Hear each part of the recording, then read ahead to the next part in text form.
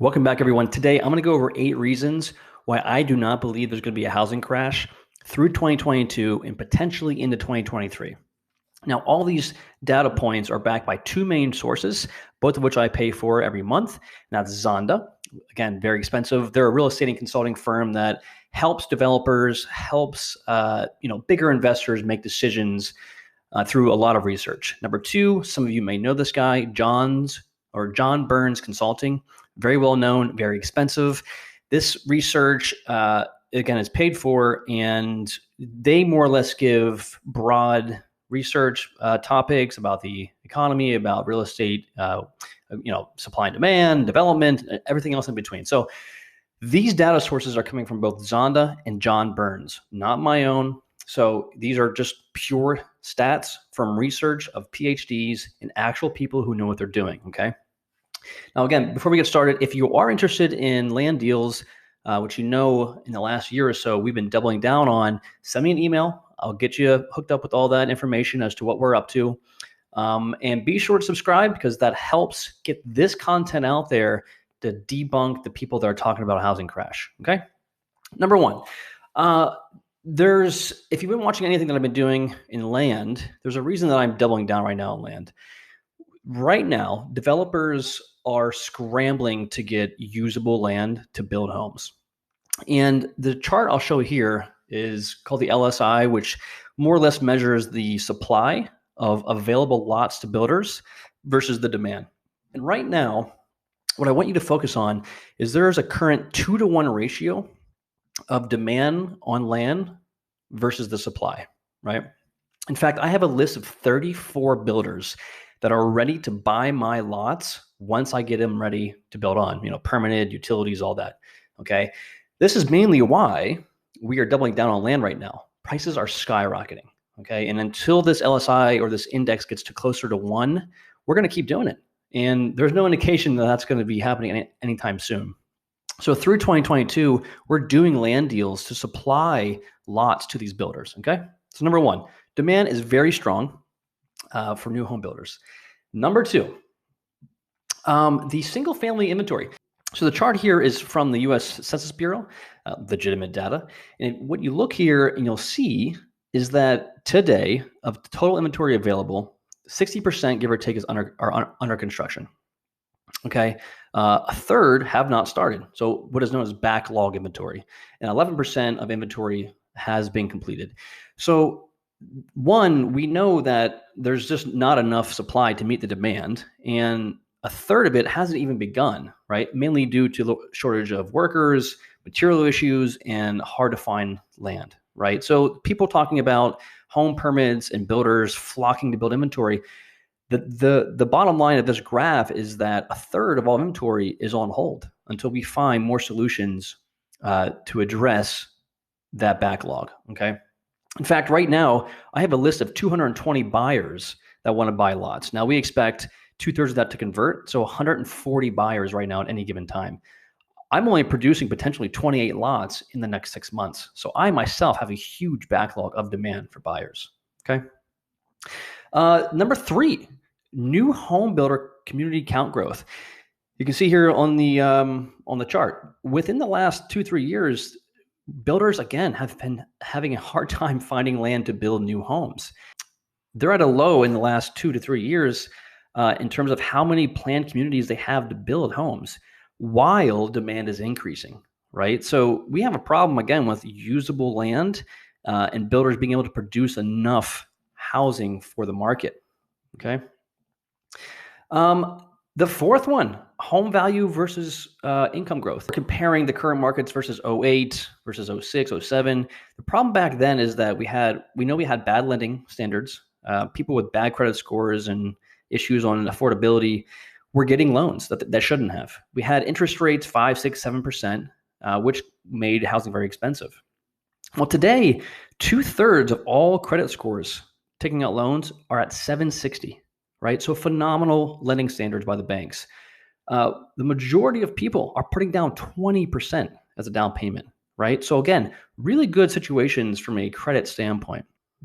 And the way to look at it is if a $400,000 home back in 2008 cost $3,000 a month to buy. Well, what does it look like today? Well, that same home might be $2,200 per month, right? So there's a much bigger gap in affordability from the last crash to today, right? So people can afford more home. And so it's not a surprise that we're seeing prices go above the '08 peaks. Okay.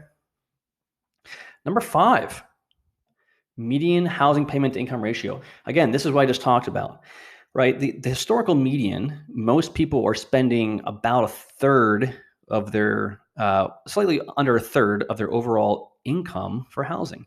Now you look at the peak, right? As I was saying, 40%. So if you made $10,000 a month after taxes, you were spending on average $4,000 a month at the peak. Now, the 37% it tends to be where we see the peak start. And today we're actually seeing a decrease due to the recent deceleration in the 10-year note. But we're at about 33%. So what this means is I still believe that we have 10 to 15% appreciation to go before we see that plateau. And this is a lot of what I'm basing my judgment on, is that people will pay 33 to 37% of their income towards a house, right? Number 6, this one is interesting in that there's been a lot of migration. And you can see here the red states are losing people left and right. Not a surprise. People are leaving California left and right. They're leaving Chicago and Illinois left and right. They're leaving New York. And you're seeing it in the places like Mississippi, Louisiana, Jersey, places that are high cost, not ideal to live, right? And you're seeing the migration in what I heard the other day as the smile states, right? So the sunshine states, or the ones that are in green here, that's where people are moving to. And again, real estate's all about supply and demand. So you have people moving to these states, creating demand on housing. There's not enough housing there. So it's not an unreasonable shock to see Arizona booming, to see Texas booming, and to see the entire Southeast booming. People are moving there, right? So supply and demand on housing. You're seeing strong demand in these states. And again, that's why we're doubling down in Texas on our land, as well as developing in Arizona. All right, I think we're on number 6 here, or 7. So the build to rent model. Now, in the last 2 years, Wall Street has recognized single family homes as an asset class. And you think about it from a developer standpoint, right? If you have 100 homes that you're building and you have 100 buyers, and each one of those buyers want to do backsplash differently, they want to do tiles differently, flooring differently, light fixtures differently. You can imagine the headaches that takes and the time and the back and forth. Well, what if a builder could build 100 homes in this build to rent model in what is called a spec home, so very standard staple, stamp, repeat motion, and get people in there, manage the property for 6 months, show the revenues, and then sell that as a package to Wall Street in one contract, right? No customization, no headaches, no entitled buyers trying to switch every element of the house. You think about that transaction, very easy. They'd be willing to take a smaller margin to make that in that one swoop transaction. And here's a list of just the upcoming massive amount of billions of dollars from Wall Street being invested in these single family rentals, build to rent models, right?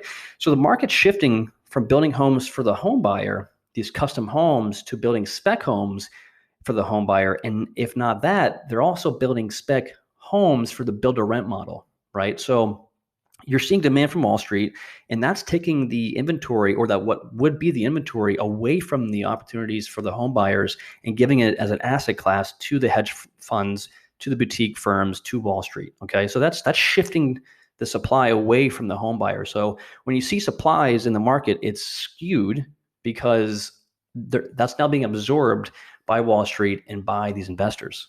Okay. Now, the last point I want to make is there are some headwinds. I'm not going to say that there are not. We know that affordability is coming to a peak here. I've been saying that we expect to see a plateau in the appreciation and back to the means. Through next year, I believe we'll still see the 5 to 8% appreciation across the nation, much more favored towards Phoenix and Arizona and Austin and Texas and Dallas in the Southeast. And then going into 2023, I think we'll come back to the norm of 2 to 4% appreciation. So you're going to see a slowing over time. You're going to see increases in supply slowly over time, but you're not going to see a crash. Okay. The one headwind that I am concerned about and that I'm watching very closely, and this happened to lumber. If you went to a lot of places, barbecues, whatever, people were talking about lumber being expensive. And if every Joe Schmo talks about it, then people are getting fear, or they're getting concern around the prices, and they won't buy. And that's what happened with lumber. In other reasons too, the sawmills overproduced, and so we saw a crash, which I predicted 3 months ago. But what I am seeing is that 75% of people right now think it's a bad time to buy a home. So there's a risk that buyer sentiment might be more conservative, and they might just hold off, causing supply to somewhat artificially increase. And then at that point, they might go back out to buy. If it happens, it'll be a shock, and then it'll come back down to a 1 to 3 month supply norm. So there's a potential, if people stop buying, that we'll see supply go up to the 2, 3, 4 month range, maybe even to the 5 and 6 worst, which would be a balanced market, before they jump back in to get these opportunities. Now, what's happening too is mortgage rates are dropping because you're seeing less applications, because people are being more conservative, as well as being discouraged in the market. So we are seeing some headwinds, but again, this is somewhat expected. We do expect supply to slightly increase, but in no means do we expect a crash to happen. Okay. Now, this is our sentiment through 2022 and likely into 2023. And as we go through quarter to quarter, and we listen to the earnings reports of Lennar and KB Homes, we'll be updating this channel on this content. And as I get more data from John Burns Real Estate Consulting and Zonda, I'll be sure to give it to you all so that you can get through the noise of YouTube, through all the ridiculous crash videos, and actually understand what's happening. So I wanted to give you that.